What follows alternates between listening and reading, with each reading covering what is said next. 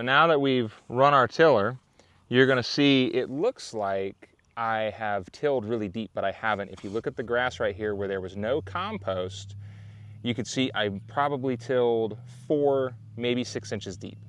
And the reason for that is you don't want to disturb your soil too much. The more you disturb your soil, the more you disturb the microbes and the life.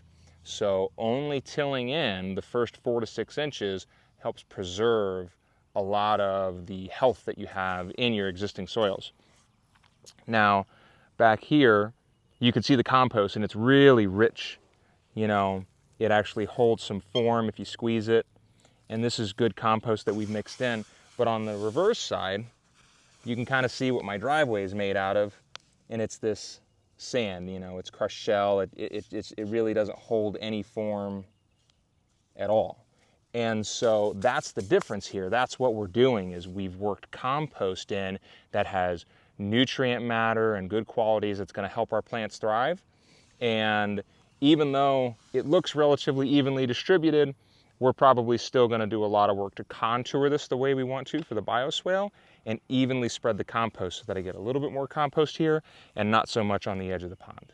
So now we're going to contour this and get it ready for planting. So now that we've gone through and raked everything nice and smooth and built up our berm, we can do a little bit of plant selection. Now, when you see this berm right here, it looks a little dramatic, but you'll have to consider as it rains and as the berm itself that we have artificially created settles, it'll be much more subtle. But the real visual is the rainwater that normally would have entered this area and just flown straight into the pond is now going to pool in our bed.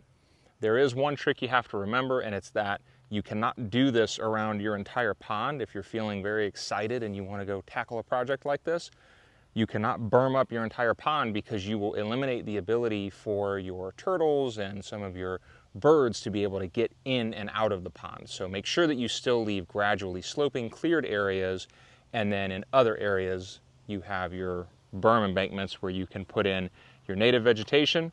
I would say for areas like this, I would go all Florida native, but you can do anything that's Florida friendly, and whatever you do is going to be better than simply having grass and a straight sheet flow into the pond.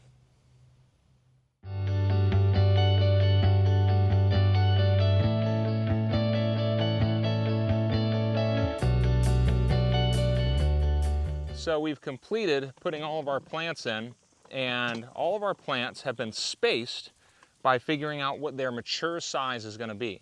Now for our use right here, we do want this very dense, so we planted these a little bit closer together than the mature size, but we also gave them enough room and picked plants that would stagger well so that they can partner next to each other and create a good habitat for birds. The final step, as always, like we do in most areas, is to use some mulch, and we always recommend getting utility mulch. As you can see behind me, if you order some utility mulch from a tree company, you're going to get a lot, so be prepared. But it's free, and as long as you let it compost, it's high quality. This is all composted for over 3 months. So we're going to put this utility mulch to work, spread it out 3 inches deep, and our project will be completed, other than getting a little bit of watering done.